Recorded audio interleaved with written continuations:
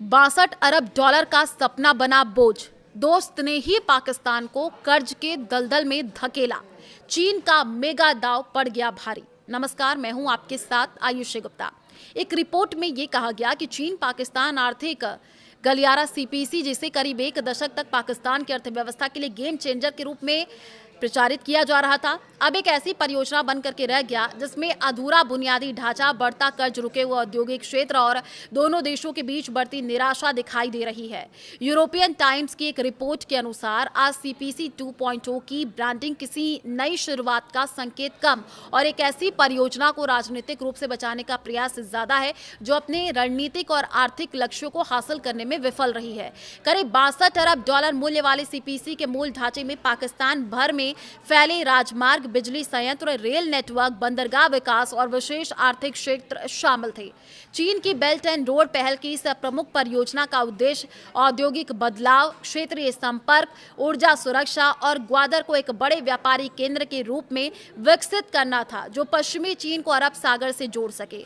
हालांकि रिपोर्ट के अनुसार शुरुआत से ही इस मॉडल में खामियां थी, क्योंकि इसमें दीर्घकालिक आर्थिक स्थिरता की बजाय दिखने वाली बुनियादी ढांचे को प्राथमिकता दी गई। रिपोर्ट में यह भी कहा गया कि पाकिस्तान ने बड़े पैमाने पर चीनी वित्त पोषण और निर्माण क्षमता तो हासिल कर ली, लेकिन वो ऐसा औद्योगिक ढांचा तैयार नहीं कर पाया जो लंबे समय तक आर्थिक लाभ दे सके। केवल सड़कें और बंदरगाह विकास नहीं ला सकते जब तक वे उत्पादक उद्योगों, स्थित निर्यात और प्रभावी प्रशासनिक व्यवस्था से नहीं जुड़े। चीन समर्थित कई कोयला और बिजली परियोजनाएं ऐसे समझौते के तहत लागू की गई जिसमें चीनी कंपनियों को डॉलर में ऊंचा रिटर्न सुनिश्चित किया गया था। जैसे जैसे पाकिस्तान की मुद्रा कमजोर हुई और आर्थिक संकट गहराता गया, ये समझौते और महंगे साबित होने लगे। रिपोर्ट के अनुसार वर्ष 2025 तक पाकिस्तान के सर्कुलर डेट संकट के कारण चीनी बिजली उत्पादक कंपनियों का अरबों डॉलर का भुगतान बकाया रह गया। केवल चीनी स्वतंत्र बिजली उत्पादकों का बकाया ही $7 अरब से अधिक पहुंच गया था। पाकिस्तान के बिजली क्षेत्र की संरचनात्मक समस्याओं को हल करने के बजाय सीपीसी ने पहले से कमजोर व्यवस्था पर वित्तीय बोझ और बढ़ा दिया। रिपोर्ट में कहा गया कि पाकिस्तान का भुगतान संतुलन संकट, अंतर्राष्ट्रीय मुद्रा कोष के साथ बार बार बातचीत और विदेशी मुद्रा की कमी ने यह उजागर कर दिया कि ये गलियारा मॉडल वास्तव में कितना कमजोर था। रिपोर्ट के मुताबिक चीनी ऋण और निवेश से बुनियादी ढांचा तो बना, लेकिन उससे इतना निर्यात नहीं बढ़ सका कि कर्ज चुकाने की क्षमता विकसित हो सके।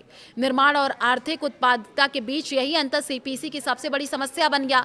रिपोर्ट में ग्वादर बंदरगाह की विफलता को भी प्रमुख कारण बताया गया है। मूल योजना के तहत ग्वादर को दुबई या सिंगापुर की तरह वैश्विक व्यापार का बड़ा केंद्र बनाना था, लेकिन ये लक्ष्य पूरा नहीं हो सका। साथ ही रिपोर्ट में यह भी कहा गया कि बलूचिस्तान के विद्रोही समूह गलियारों को स्थानीय लोगों को वास्तविक आर्थिक लाभ दिए बिना बाहरी संसाधन दोहन की परियोजना के रूप में देखते हैं।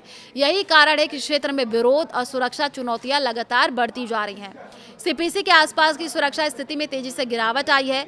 रिपोर्ट के अनुसार विशेष रूप से बलूचिस्तान में चीनी इंजीनियर और कर्मचारी लगातार उग्रवादी हमलों का निशाना बना रहे हैं। चीन पाकिस्तान आर्थिक गलियारा, जो कि दोनों देशों की बेहतरी के लिए शुरू किया गया था, वास्तव में अपने लक्ष्य तक नहीं पहुंच पाया है।